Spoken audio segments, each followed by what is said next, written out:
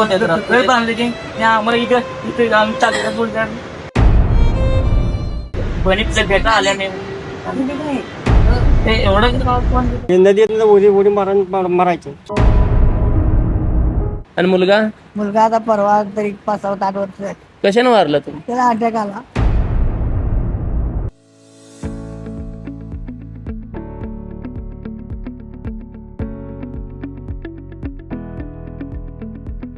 नमस्कार मित्रांनो, स्वागत आहे तुमचं रोखोक या यूट्यूब चॅनलवर.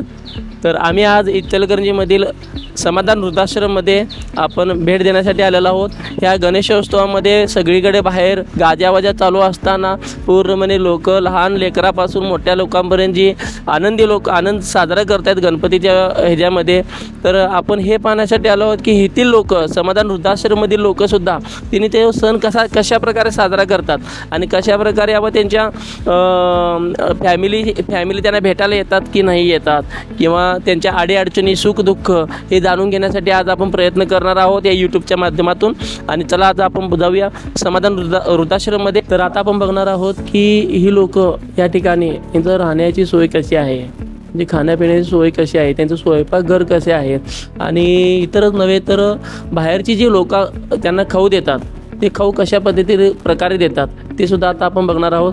तर चला आतमध्ये या, पाहूया आपण काय काय आतमध्ये.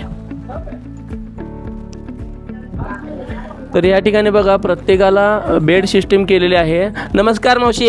नमस्कार. काय पायाला काय झाले? पायाला काय केलाय? लागले व जरा दगड लागला ना, ते बळावले जरा. आता झाले का? बरं झाले का? बरं व्हायला लागले. रोज 150ला जातो. हो. कुठलं गाव तुमचं? तुमचं गाव कोणतं? आम्ही इथं लोकमान्य नगरात होतो. लोकमान्य नगरमध्ये, इचलकरंजी लोकमान्य नगरमधीलच तुम्ही आहात का? बरं, ठीक आहे. तर या ठिकाणी बघा पूर्णपणे त्यांना बेडशीट, गादी आणि सिंगल बेड या प्रकारे ह्यांची सोय मस्त प्रकारे केलेली आहे या ठिकाणी समाधान वृद्धाश्रममध्ये. तर आपण पुढं बघूया.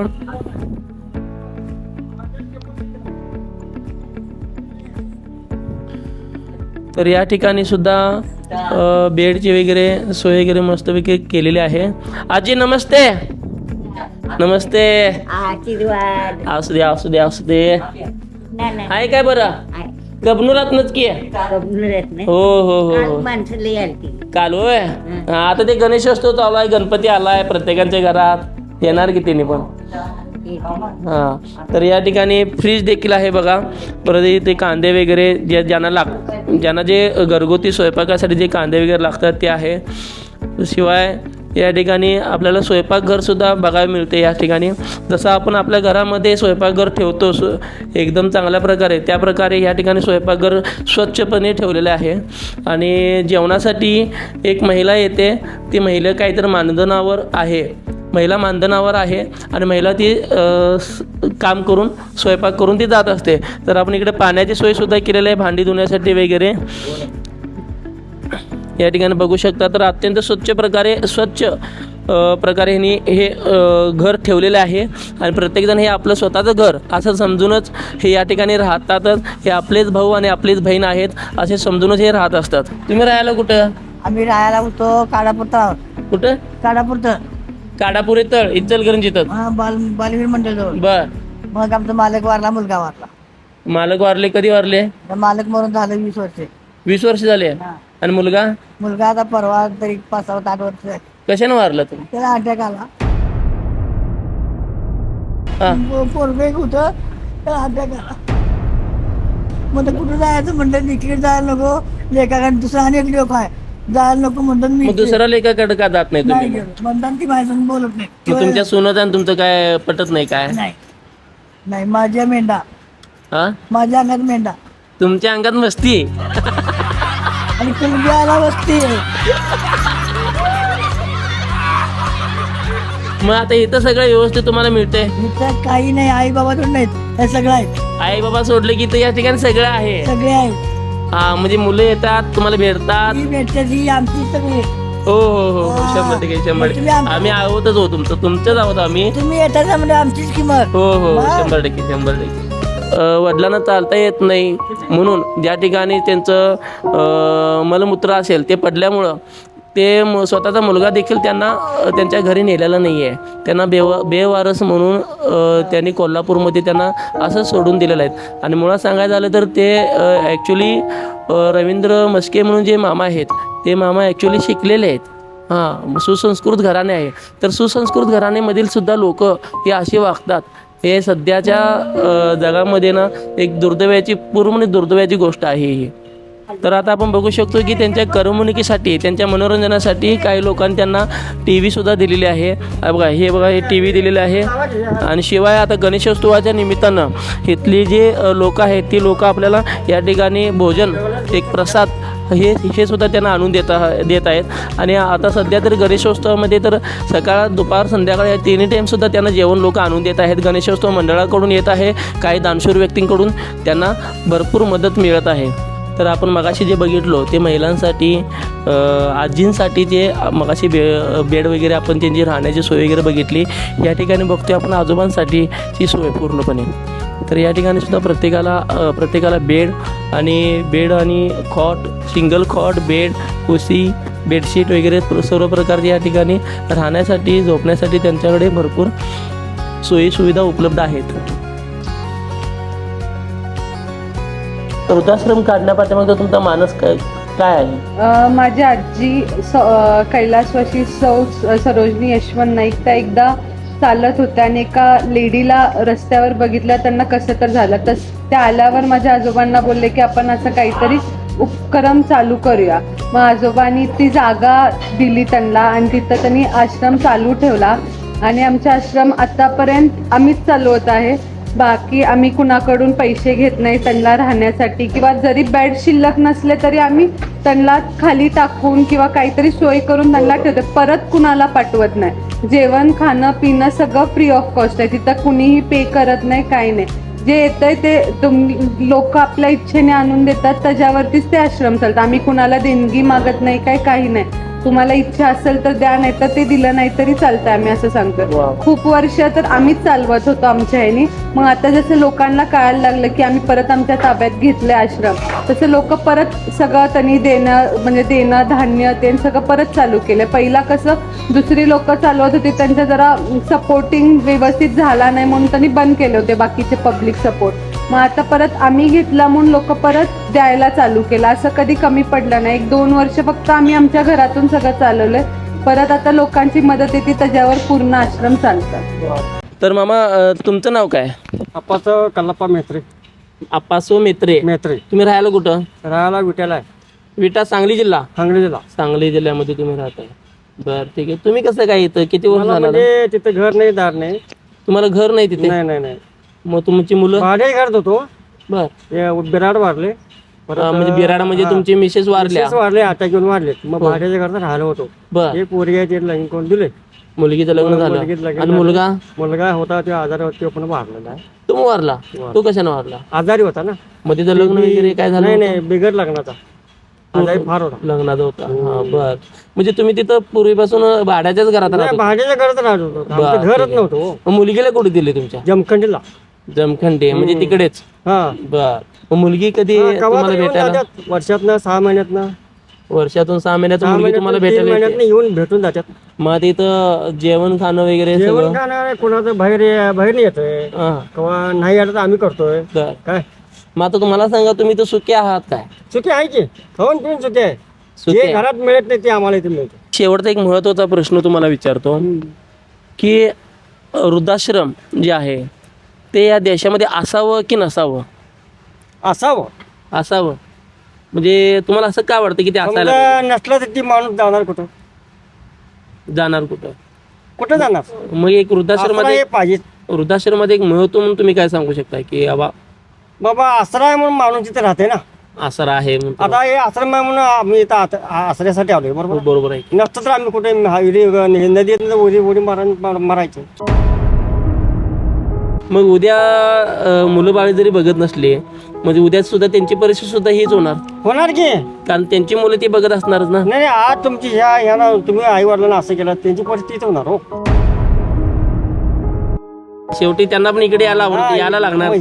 असं मध्ये यायला ना. ज्या आई वडिलांनी लहानपणापासून आपल्या मुलाला त्याची शी काढण्यापासून त्याची कपडे घालण्यापासून त्याला चालवायला शिकवण्यापासून त्यांना जे शिकवलं त्यांना शिकवलं एवढं मोठं त्यांच्या केलं. पायावर उभा केलं. हा त्यांच्या स्वतःच्या पायावर त्यांना उभं करून हे दिवस दाखवायला जर असतील आम्हाला तर कशाला यांना वाढवण्यात काय अर्थच नव्हता ना.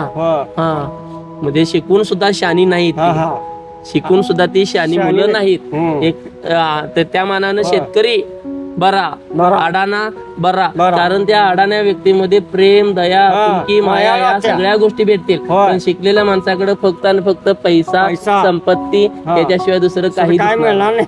हा हे या ठिकाणी हे होते. बरोबर. हे आजीबाई आमच्या फॉरेनचे पाटली नाहीत. अरे वा वा वा वा. तुमचं वय किती आजी आहे? 82 आहे. म्हणजे अजून तरुणच आहे की तुम्ही अजून. तुमच्या वयात मी कशी असेल मग. अरे किती सुंदर असणार तुम्ही त्यावेळी. हो मग आजी मला सांगा या ठिकाणी खोडकर कोण आहे? भांडण कोण करते जास्त? भांडण करणार म्हणजे आता काहीतरी वाईट वागलं म्हणजे बोलणार नाही बाय. भांडण हे करतात वाईट वागलं की. आणि मायाळू कोण आहे जास्त? माया कोण नाही. मायाळू म्हणजे तुम्हीच असणार मग शेवटी. बरोबर आहे का? आधीच मायाळी असणार आहे. कुठल्या बाईला काय म्हणत नाही, काम करे म्हणत नाही, स्वतः एकटीने घेऊन बसून करताय तुम्ही. मग तुम्हाला चष्मा आलाय का नाही अजून? चष्मा लागला नाही. अजून लागला नाही? गेलतो दाखवायला, रिपोर्ट चांगला आलाय. अरे वा वा वा वा. हे रानातलं खाल्ल्यामुळे झालं. ये रानातलं घरचं खाल्ल्यामुळे झालंय. घरचं दुभतं दूध घरचं खाल्ल्यामुळे सगळं खाल्लं. आमचं बाबा कस्टम पोलीस होत, त्यांनी आम्हाला नाना तरा घातल्यात. तर आता आपण भेटणार आहोत निलेश सरांना. ते या ठिकाणी वृद्धाश्रमामध्ये आहेत आणि आज त्यांच्यासोबत आपण थोडं बोलणार आहोत, करणार आहोत. तर सर तुमचं नाव काय?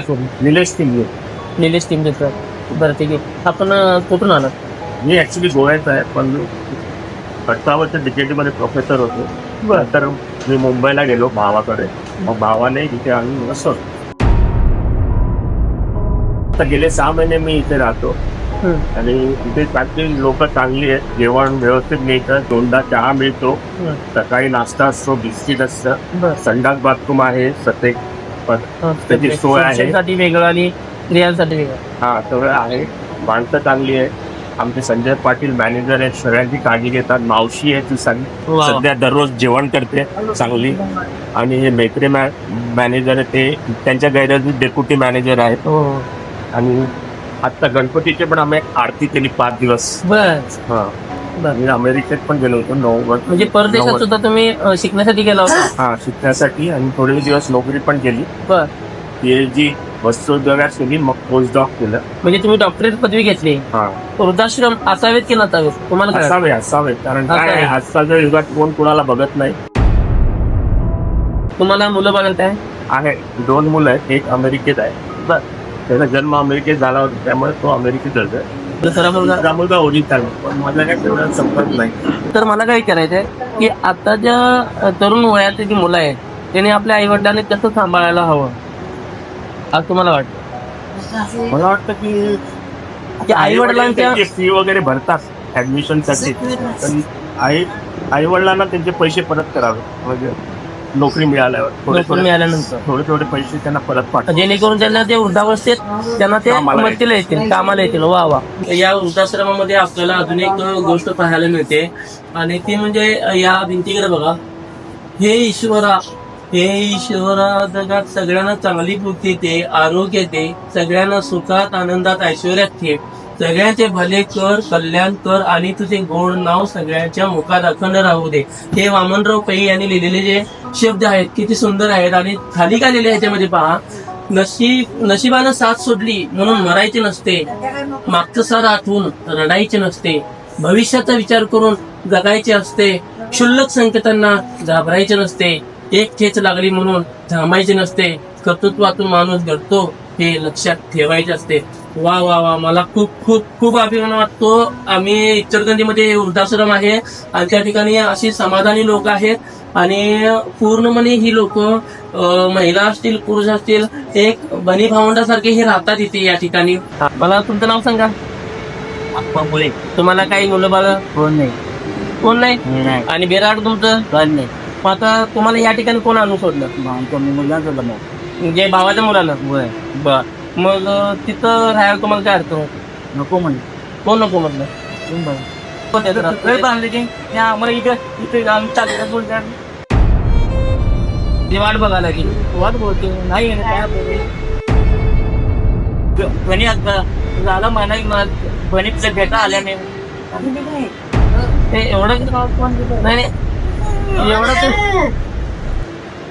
एवढं तुम्ही हे होऊ नका. कारण आता बरेचसे वर्ष झाले असतील, कमीत कमी एक 20-22 वर्ष झाले असतील आश्रम चालू होईल. 20-22 वर्ष झाले तुम्ही स्वतः चालवता, तुमच्या वडिलांपासून ते चालवत आलाय. हा, पहिला आजी होत्या त्याच्यावरती, मग आजी नंतर मम्मा गेल्या, मम्मा नंतर आता मी बघतीये. आम्ही सगळे बघून चालून ठेवलं, म्हणजे की असं नाही की आम्ही दररोज जाणं येणं. आम्ही एक तिथं माणूस ठेवलाय, तो सगळं बघतोय. तो येऊन संध्याकाळी इथं येऊन सांगतो काय झालं काय नाही. आमचं पण वैयक्तिक पूर्ण तिथं जाऊन आम्ही आमचं हे नाही करत.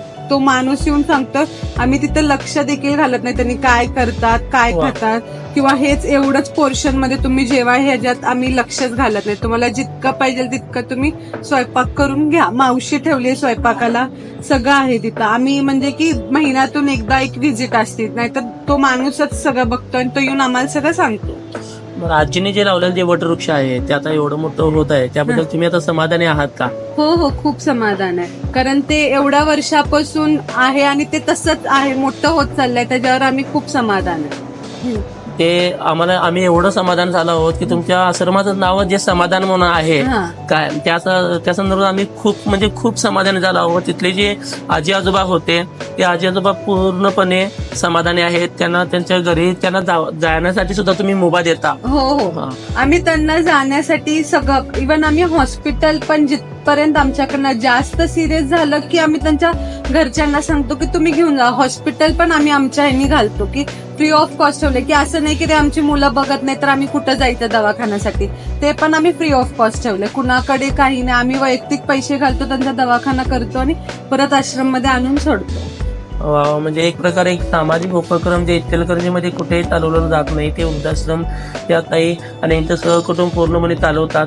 आणि आपण जर हा व्हिडिओ पाहिला असताना तर आपल्याला एक सांगू इच्छितो की ह्या वृद्धाश्रमासाठी जेव्हा आपल्याला जर स्वइच्छेने जर तुम्हाला काही द्यावं असेल त्यांच्या घरी एकदा भेट देऊन जावा तुम्हाला खूप खूप समाधान वाटेल. आणि असे इचलकरंजीमध्ये जे आपल्याला दानशूर लोक जे आहेत, हे सामाजिक कार्यकर्ते म्हणून जे आहेत, ते देखावा न करण्यापेक्षा की आपण त्यांनी कृतीतून जे व्यक्त करून दाखवलेलं आहे ते खरोखर वाख्याला जोगे आहे.